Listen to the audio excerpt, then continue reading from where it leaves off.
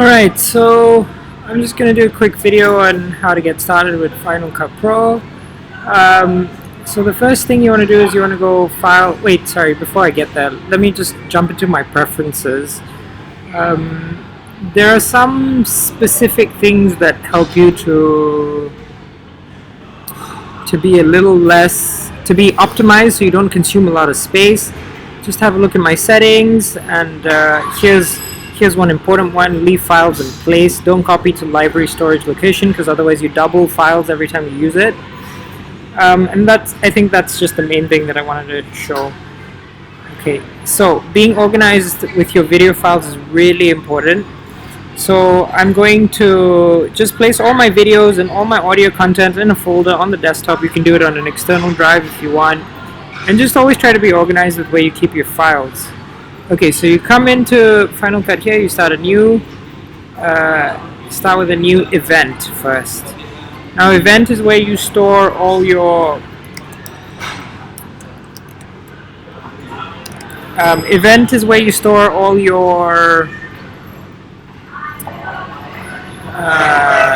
where you'll store all the video files that it's going to pay attention to.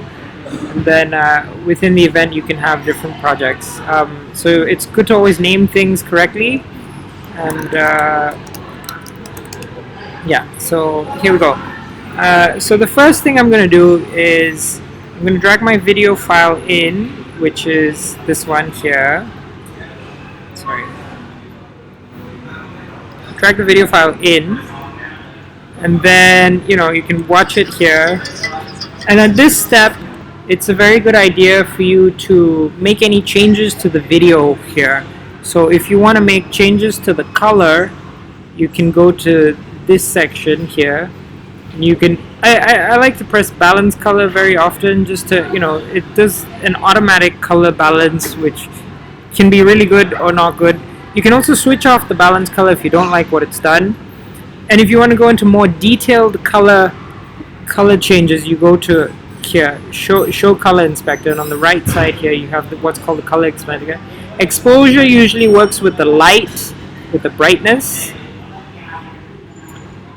Saturation can change the warmth, what's called the warmth. You just see how it's giving a little bit more warmth here, and then you can go in here and you can tweak all of these kind of things and change it to whatever you want.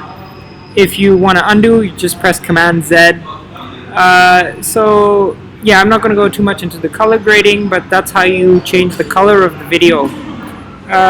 You can crop the video here if you need to for any reason. I don't usually do cropping stuff.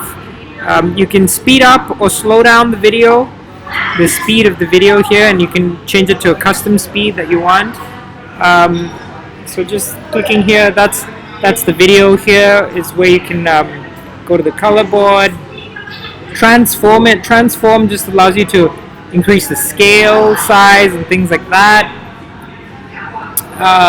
Yeah, so those are the important things to know. You can change the opacity of the thing, so you can like combine two videos on top of each other. Let's see, now I'm going to add an audio. Okay, wait, sorry, there's one more thing I want to show you. So you see, so Command plus and Command negative minus will zoom in or zoom out. Really important key commands.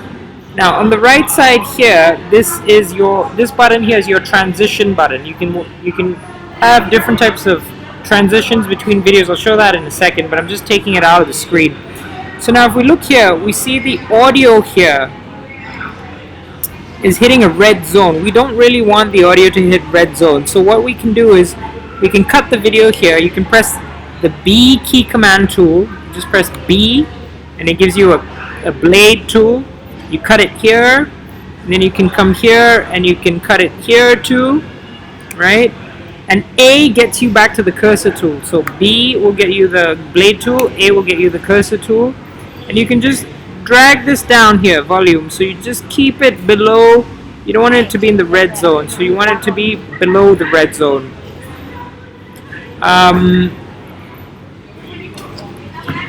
Once it's below the red zone, yeah, you can just play your audio. And now you can you can go in and actually affect the audio here. You can make changes. This is pretty cool. You have some equalization options. You can turn it on, and you can have a look here, and you can maybe take out, bring down lows or highs as you want. A little bit more technical stuff there, and you can increase the gain and things like that. This is the volume control here, so you can raise it up or down. Let's see.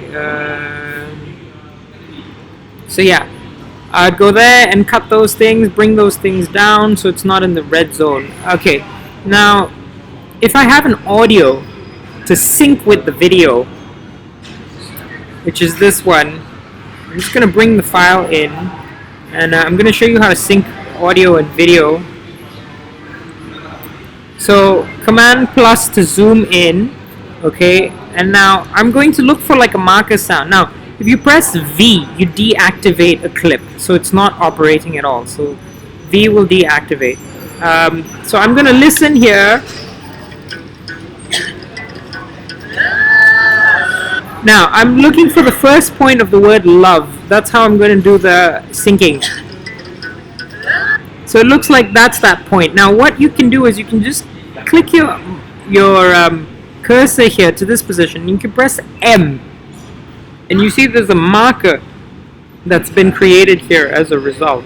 Right now, what you want to do is line up the audio file with the video file so they've both got M's. Right.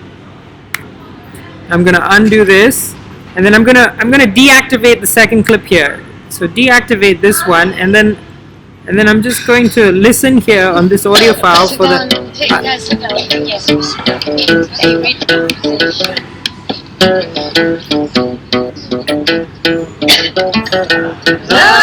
Now I found the love there. So what I'm gonna do is zoom in. I just command, and now I click this here and I press M there. Okay, so I've got rough points where the audio and the video will sync. Then I drag here, right? Bring this back. Zoom in. Okay, now you have an idea of where the two things are. Now sometimes the clips are not so visible, the audio clip. So what you can do is you can click this cursor here, and you can change the proportion of what you want to be more increased. See, you have different things that will give you different kinds of visual representations of the two things. So I'm going to choose this one, and we can see here now that this is probably around the starting point, the right starting point.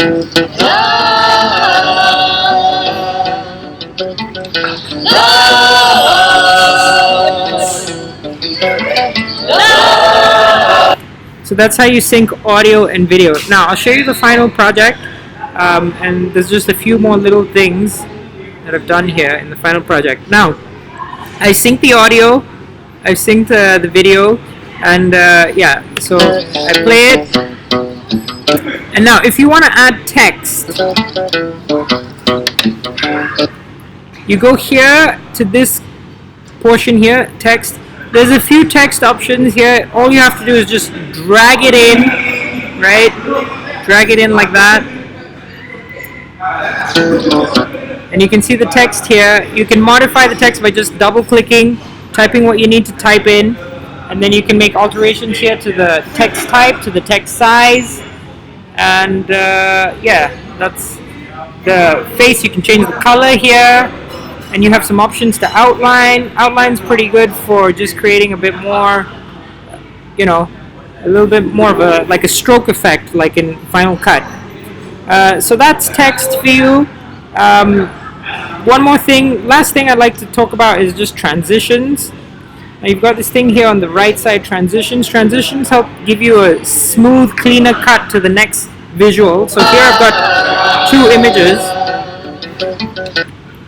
And then you saw how that just kind of like dragging that. Sometimes you don't need it, sometimes it's helpful. So I'm deleting it because I don't actually need it. That's a good enough transition. So, you know, if you're not feeling like the transition works, you can always just take it out. And last tip, you can add the transition at the end and then increase the length by just dragging it, right? It starts off there and then I drag it.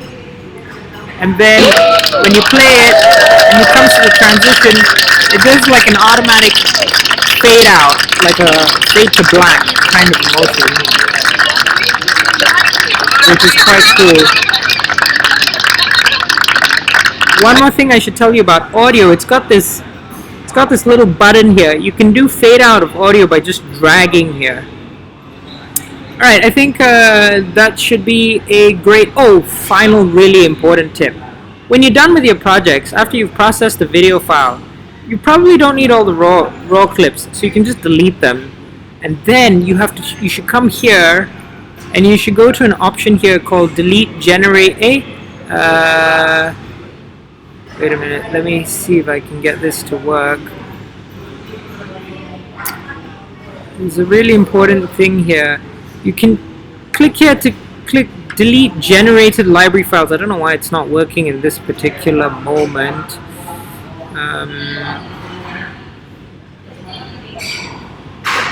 It should be available. Anyway, it's like delete generated library files. Somehow Final Cut stores up a lot of unnecessary space on your drive, and you can click here and wait. Let me try to do this again. Let me just quit and try to open again and see if it's there. It's a really important step actually for keeping optimized with the space on the computer.